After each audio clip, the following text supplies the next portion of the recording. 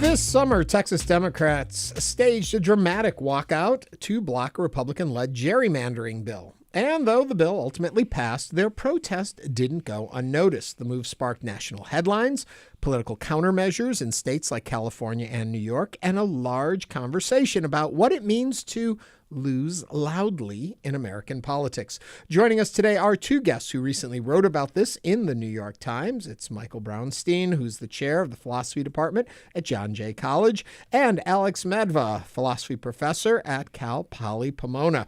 They argue that strategic losses, when done publicly and defiantly, can be the spark that keeps political movements alive.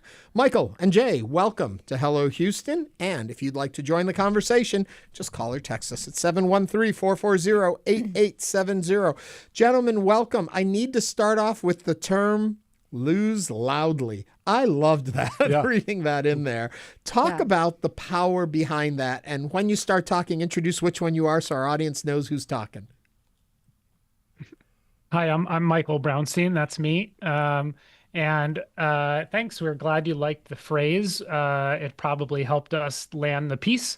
But we actually had written about the same idea in our book, which hits the bookstores tomorrow. The book is called Somebody Should Do Something, How Anybody Can Help Create Social Change. Alex and I wrote it with another philosopher, Dan Kelly. And in the section of the book, we write about people who stand up and fight back in other countries, in particular against repressive governments. And we do a sort of deep dive to try to figure out what keeps them going and particular what keeps them fighting against long odds when it seems like they have very little chance of success. Alex, they don't always win when you lose loudly. I think offhand about like Wendy Davis and her abortion filibuster. Didn't quite get what they were hoping to accomplish. Why do you think this may be different?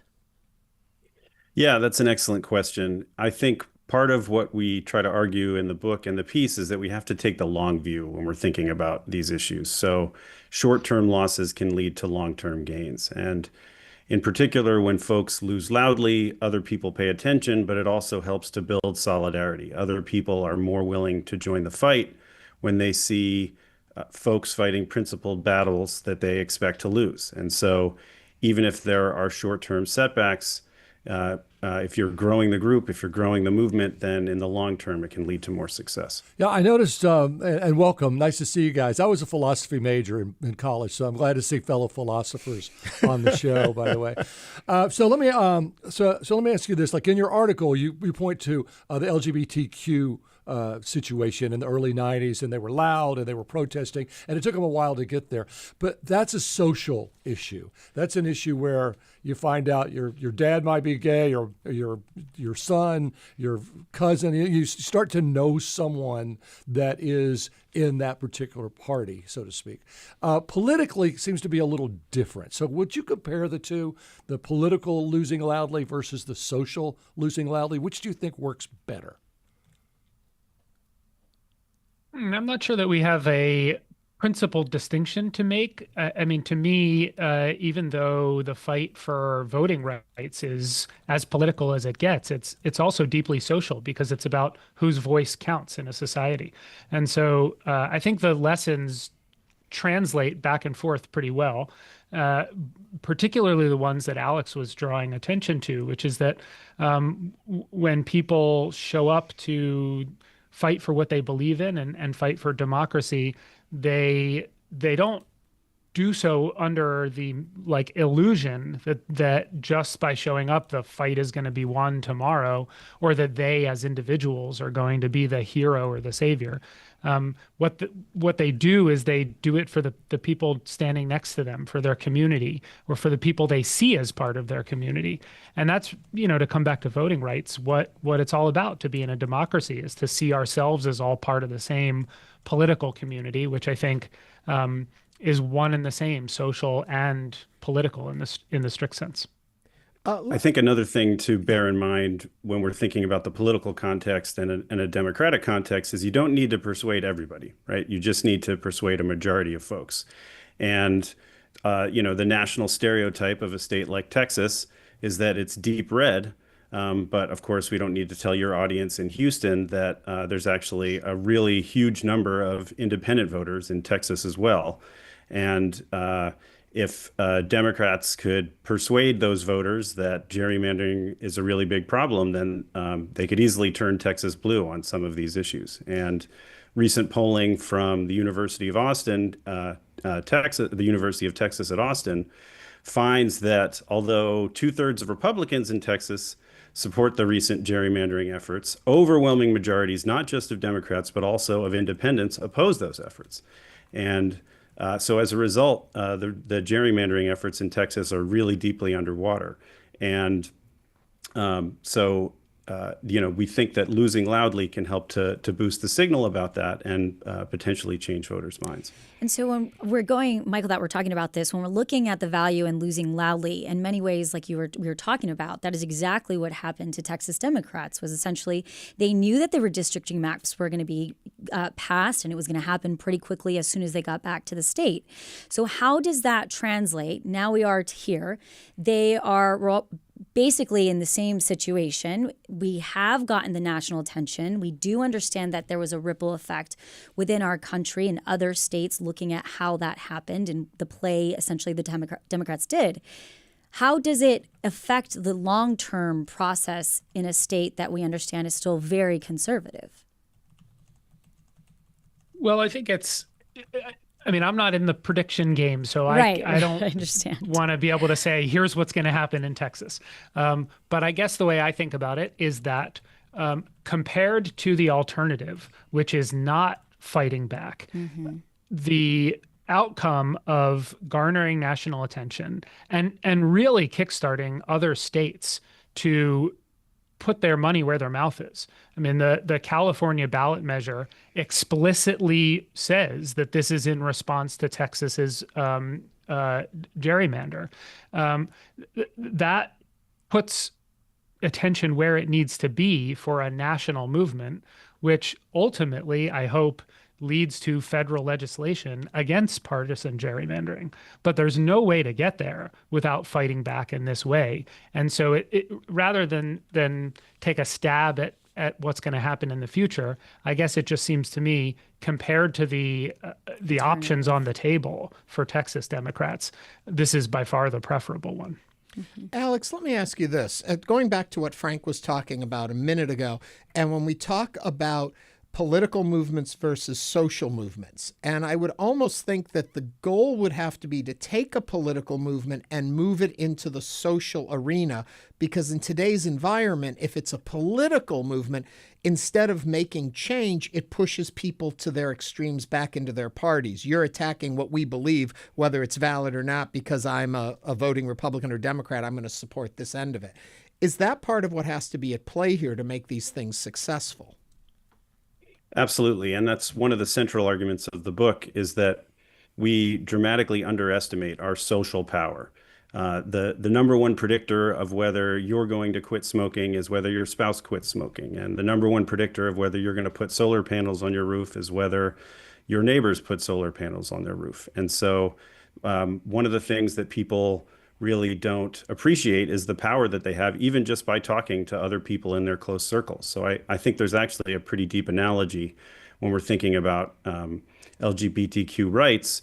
When a family member comes out and you're talking to someone, how much that can impact you. And similarly, in this case, given that in a state like Texas, an overwhelming majority of folks oppose the gerrymandering, there nevertheless might be a situation where people don't know how many other people agree with them, even people who are, they might have a different party affiliation, but nevertheless, they agree about that issue. And so there's an incredible amount we can do in trying to build social relationships and, being comfortable having uncomfortable conversations and building up, power by trying to be the change for other people. Speaking of which, losing loudly when the Texas Democrats did that, it was peaceful. It was controlled. They went to Chicago. They had press conferences. They talked to us, and the nation heard them. But then there is losing loudly, protesting loudly that can get out of control, and we've seen it in action. How do you see these two working out? I mean, that's clear. If you have a peaceful protest, you may be heard, but yeah, you got to be pretty loud when you're peaceful. You don't have to be as loud when you're not peaceful. Yeah, I mean, I'm of the opinion that particularly at this moment where we're seeing a resurgence of political violence, that people who are fighting on the side of democracy to be absolutely mindful of the distinction between nonviolent and violent protest. And one thing I think that's helpful when these arguments happen, even amongst people who share goals, is just what the evidence shows from political science and from history and the social sciences more broadly, which is that nonviolent protest works. It works more effectively than violent protest. The Harvard political scientist Erica Chenoweth is the lead researcher on this, and she's really demonstrated it very clearly. We also talk about research from the civil rights movement, from Omar Wasso, another political scientist, who really shows in a very clever experiment that in counties in the South where there were nonviolent civil rights actions, the vote share for civil rights candidates increased. And that was not the case when violence took place. Of course, in any loud action, there's going to be people at the fringes who blur the boundaries. And then there are going to be efforts to sensationalize them. I don't know if you all saw the incredible photo from one of the recent protests where somebody had set a trash can on fire and there were 15 photographers standing around the trash can capturing it for their news outlets, right? That's inevitable to some degree, but the lesson for demonstrators just needs to be clear that nonviolent demonstrations have all the power. But it's also interesting, right? Because we live in a culture where winning is so important. And I know that, if we're looking at this in our everyday lives, we put a lot of emphasis, I'm not necessarily going to go out and protest, something that a major that might be happening, but having that conversation that you're talking about is sometimes it's hard to put yourself out there and lose or have that uncomfortable conversation. So when you look at losing loudly from just a personal perspective, can you give us an example of what that could look like for an everyday person who's not an elected official, but feels like something should be happening? That's an excellent question, Celeste. And in our book, we do profile a number of folks who were full-time revolutionaries fighting the battle, as their, organizing principle for their lives. But we also talk about a lot of more everyday things that people can do. And I think, when we're thinking about these uncomfortable conversations, it can be really challenging because we have to distinguish between, on the one hand, what is the immediate reaction that you get, like right when you bring up the topic, right? And it might go very badly in that context, but then separating that from the downstream effects later on. And a lot of times people think that if they try to have that difficult conversation and it blows up in their face, that they're just making things worse. Mm-hmm. And, especially if you're a chronically online person, you might just think that everybody's shouting at each other all the time and we need to calm down. But the truth is that the problem now is the same problem that it's always been, which is passive bystanding, people not doing enough.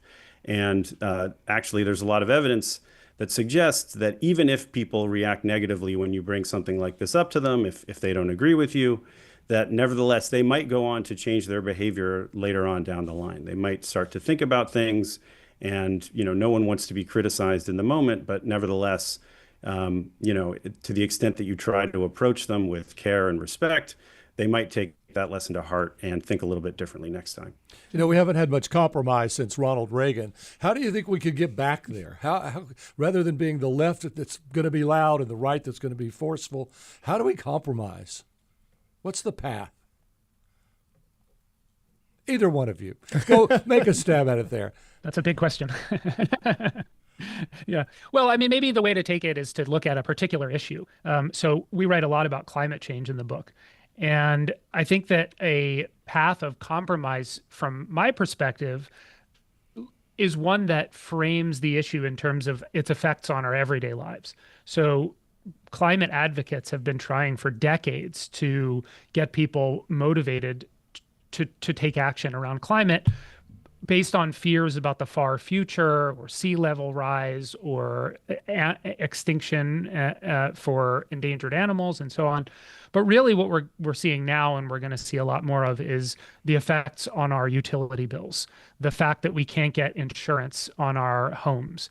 And to me, that's a compromised position to focus on those things, because it's what people who don't care at all about climate change care about. But if it can get us into policy positions that support the transition to renewable energy, then that's a way forward. So I don't much want to compromise on the need to take climate change really seriously, but I think there's tons of room to compromise on what foot we put forward when we're trying to talk about why it's really important and how we frame solutions. Yeah. Okay, gentlemen, help me with this part of it all. We talk about evidence. We talk about history. Up until very recent times, I would say that's the best way to look at how things happen. But we seem to be on a different playing field now. Things don't really work the way they used to. You could bring a solid argument that had facts behind it, and people would say, oh, I see that. In today's environment where the message speaks louder than any research or background, does that change how all of this is going to work? Are we in a different time where all of this unfortunately becomes ancient history? Yeah, another excellent question, Ernie. Thank you. I think that we're absolutely in a different time, and that poses a number of obstacles, but it also poses a number of opportunities. So the first thing to say about the obstacles is, look, social change is hard. Mm-hmm. Making progress on your political goals is hard, and we don't want to paint it to be something easier than it seems like. But and so in that context, the current social media environment, where in the example that Michael gave of one trash can being on fire, and then that's the only thing that the media sees, that people see on their social media accounts and so on, it can be really difficult. But when we're living in the current social media environment, that also creates a lot of opportunities to reach out to people. And so I think the number one thing that kids want to be today is an influencer. And and bearing that in mind, I think there's an opportunity for young people today to try to be an influencer in a political context and try to talk to people. And there's a lot of successful streamers who host these long sessions. Maybe they're playing a video game with a large group of people, but they're also talking about their everyday lives and the way policies are affecting them. And that's an opportunity to influence people in a way that we didn't see before. Well, fascinating. And if I could just add to that. Sure. Sorry, do you mind if I just add one quick thing? No, please. Which is, we were talking a little bit earlier about what's at stake when the Texas Democrats left, which are voting rights. I think in many ways we as a political society have lost the muscle for talking about the basic values of democracy and the basic goals behind why we have the political system we do. And so infusing into those conversations that Alex is talking about, what we used to call civics, just what it is we're trying to do in living together in a diverse society, I think is going to be the path forward for overcoming the kind of information bubbles and impossibilities of conversation that you're rightly pointing to. Michael Brownstein is the chair of the philosophy department at John Jay College, and Alex Madva is a philosophy professor at Cal Poly Pomona. Thank you both for joining us today on Hello Houston. Thanks, guys. Go Bertrand Russell. And I go thought you were Birds. going to say. I thought you were going to say "Go Birds." You're talking to two Philadelphia natives. Yeah. Thank you very much for having us. Yeah.